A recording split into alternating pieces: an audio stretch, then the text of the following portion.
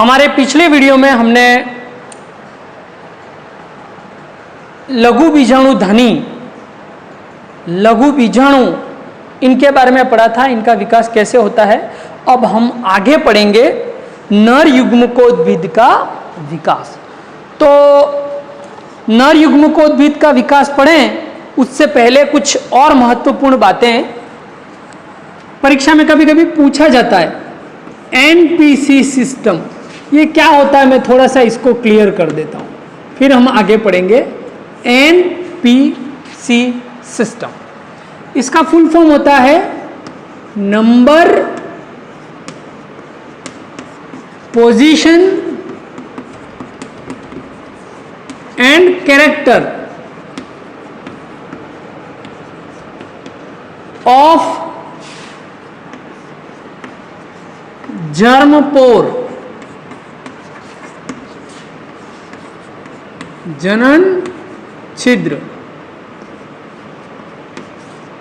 मतलब एक परागकण की सतह पर, चलिए पहले परागकण ही बना देते हैं। ये परागकण, इसकी ये अंतःचोल और ये बाह्यचोल, हमने पढ़ा था इसकी बाह्यचोल स्पोरोपोलेनिन की बनी होती है जो इसे बहुत कठोर बनाती है, और इसकी अंतःचोल पेक्टोसेल्यूलोज की बनी होती है। अब होता क्या है कि इस परागकण में जगह जगह छिद्र पाए जाते हैं। अब द्विबीजपत्री पादपों में तो 3 छेद होते हैं, इनको कहते हैं जर्म पोर या जनन छिद्र, और एक बीजपत्री पादपों में प्रायः एक ही छिद्र पाया जाता है। एक्चुअली होता क्या है, ये जनन छिद्र वो स्थान है जहां से अंतःचोल बाहर निकलती है और पराग नलिका का निर्माण होता है, यानी पराग कण का अंकुरण इन्हीं जनन छिद्रों के द्वारा होता है। तो ये जनन छिद्र या तो एक दरार के रूप में हो सकते हैं, छोटी सी दरार, या एक गोलाकार छिद्र के रूप में भी हो सकते हैं। तो इनकी संख्या कितनी है, 3 है या 1 है? पोजीशन कैसी है, स्थिति कैसी है, कहां पर अवस्थित है, और उनके लक्षण क्या है? दरार है जिसको सी से इंडिकेट करते हैं, कोल्पी, या छिद्र है, पोर है, पी है। तो इनकी स्थिति के आधार पर परागकणों का वर्गीकरण किया जाता है और उसी को कहते हैं एनपीसी सिस्टम। चलिए, तो ये तो कुछ बेसिक जानकारी थी जो देना आवश्यक था।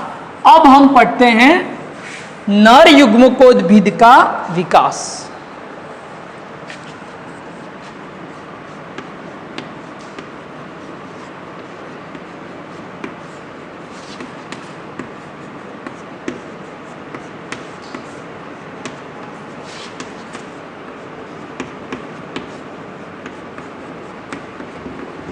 तो इंग्लिश में इसको कहते हैं डेवलपमेंट ऑफ मेल गेमेटोफाइट। तो पहले तो ये शब्द क्लियर होना चाहिए, नर युग्मकोद्भिद क्या होता है, परिभाषा लिख लीजिए। अंकुरित परागकण को नर युग्मकोद्भिद कहते हैं। अंकुरित यानी वो परागकण जिसमें से पराग नलिका निकल गई है, आगे कोशिकाएं बन गई हैं, केंद्रक बन गए हैं, अभी पढ़ेंगे क्या होता है, लेकिन सरल शब्दों में कहें, अंकुरित परागकण को क्या कहते हैं? नर युग्मकोद्भिद। अब इसका विकास कैसे होता है, चलिए। ये एक परागकण है जिसका ये केंद्रक है, ये बाह्यचोल और ये अंतःचोल। अब पहले चरण में क्या होता है कि इस परागकण के केंद्रक में विभाजन होता है। विभाजन होने से एक छोटी कोशिका बनती है और एक अपेक्षाकृत बड़ी कोशिका बनती है। जो छोटी कोशिका बनती है उसको कहते हैं जनन कोशिका,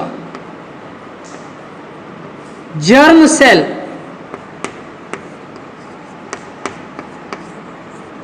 और जो बड़ी कोशिका बनती है उसको कहते हैं कायिक या नलिका कोशिका। तो समसूत्री विभाजन हुआ केंद्रक का, छोटी कोशिका बनी जनन कोशिका और ऊपरी बनी कायिक कोशिका या नलिका कोशिका। चलिए अब अगले चरण में क्या होता है कि जो जनन कोशिका है उसका केंद्रक और वो कोशिका परागकण के किसी एक हिस्से पर चिपक जाता है और इसका केंद्रक, जिसको हमने क्या कहा है, कायिक केंद्रक, इसको ट्यूब न्यूक्लियस भी कहते हैं, नलिका केंद्रक। ये है नलिका केंद्रक। ये वैसा का वैसा ही रहता है, कोई विभाजन नहीं होता। लेकिन कायिक कोशिका किसके, परागकण के किनारों पर चिपक जाती है, सॉरी जनन कोशिका।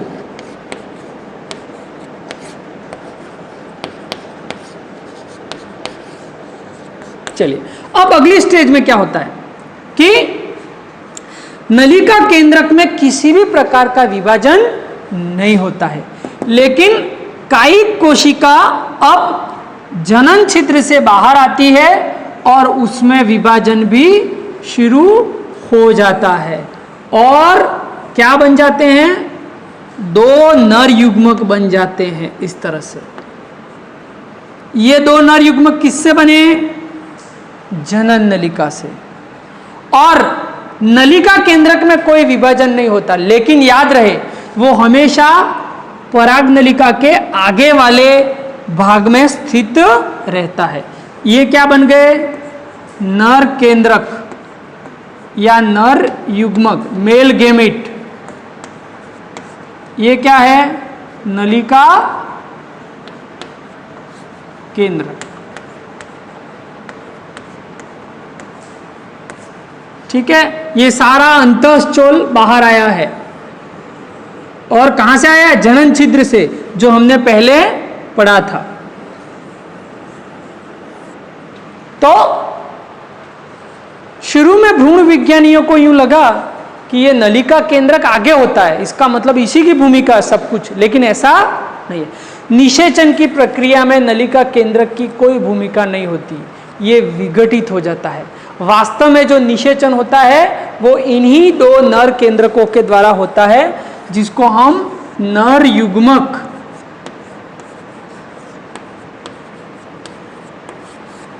या इंग्लिश में मेल गेमिट कहते हैं। तो इसको हम नर युग्मकोद्भिद कहते हैं। मेल गेमिटोफाइट ये है, ये था क्या, परागकण, लेकिन अंकुरित हो गया और इसमें दो नर युग्मक बन गए। इसी अवस्था को कहते हैं नर युग्मकोद्भिद। तो लगभग 70% एंजियोस्पर्म में तो परागकण इसी अवस्था में मुक्त हो जाते हैं, मतलब दो कोशिकीय अवस्था होती है, दो ही केंद्रक होते हैं। लेकिन 30% एंजियोस्पर्म ऐसे हैं जिसमें परागकण में ये अवस्था आ जाती है, तीन केंद्र की, दो नर युग्मक बन जाते हैं, एक नलिका केंद्रक। तो कुछ कम ही एंजियोस्पर्म ऐसे हैं जिसमें परागकण तीन केंद्र की अवस्था में विमोचित होता है, मुक्त होता है, परागकोश से बाहर होता है। अधिकतर यही अवस्था होती है। जब ये परागकण किसी वर्तिकाग्र पर जाएंगे तब कहीं जाकर फिर ये अंकुरण की अवस्था आती है। तो पहले तो आप ये चित्र बना लें या स्क्रीनशॉट ले लें, मैं थोड़ा सा समय दे रहा हूं।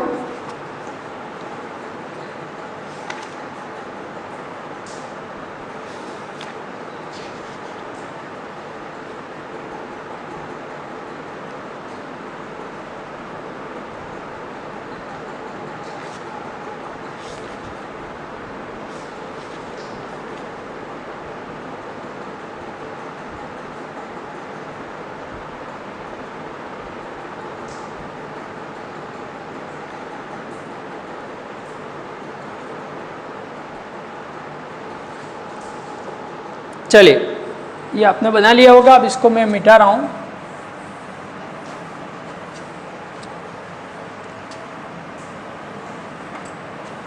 अब हम ये अभी तक हमने देखा the male reproductive system, now come to the female reproductive system. हमने पढ़ा लघु बीजाणु धानी और नर युग्मकोद्भिद। अब हम पढ़ेंगे गुरु बीजाणु धानी एंड मादा युग्मकोद्भिद। तो पहले मैं शब्द लिख रहा हूं यहां पर,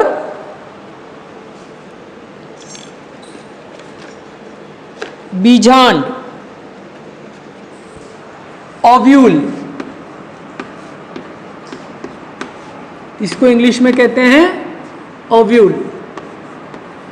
और हमारा बीजांड ही क्या है? मेगास्पोरेंजियम है, गुरु बीजाणु धानी है, जिसमें क्या बनेंगे?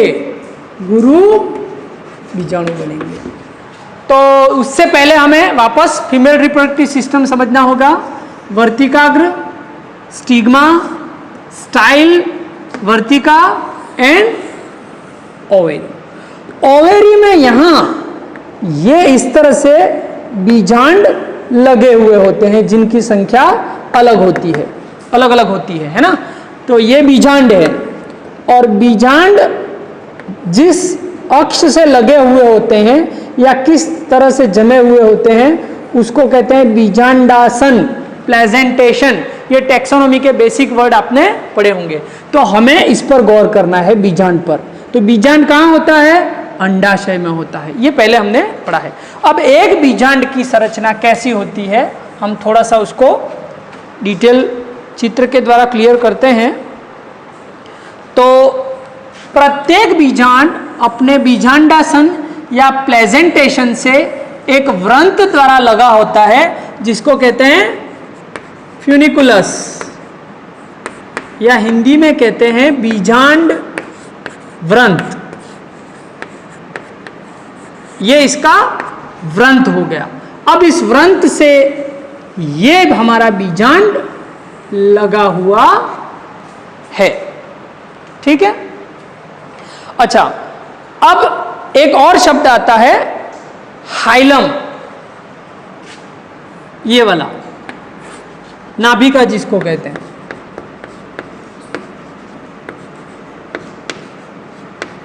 कि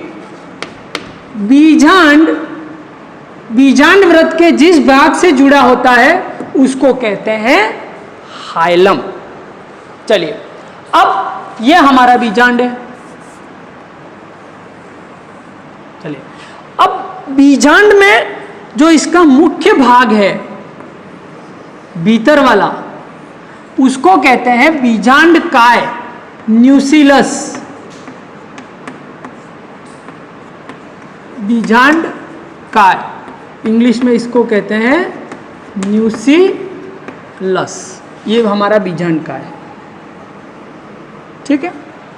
अब ये जो बीजांड काय नाम की संरचना है वो दो आवरणों से ढकी हुई होती है, ये पहला और ये दूसरा। ये जो आवरण है इनको कहते हैं अध्यावरण।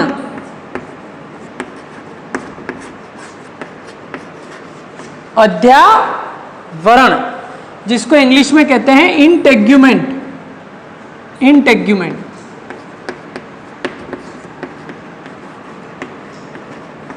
ये इंटेग्यूमेंट है। मैं थोड़ा सा इसको क्लियर कर दूं, ये भाग खुला हुआ होता है। अब यहां पर ध्यान दीजिए, बीजांड का वो भाग जो खुला हुआ होता है उसे कहते हैं बीजांड द्वार।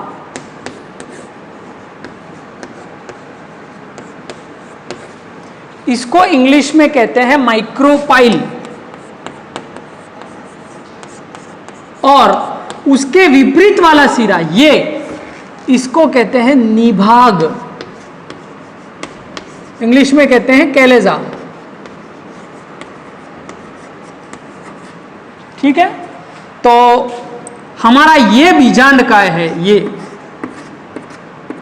और इसी बीजांड काय में क्या बनेगा? गुरु बीजाणु बनेगा। और वो कैसे बनेगा वो हम नेक्स्ट वीडियो में देखेंगे। आप इसका स्क्रीनशॉट ले लीजिए पहले।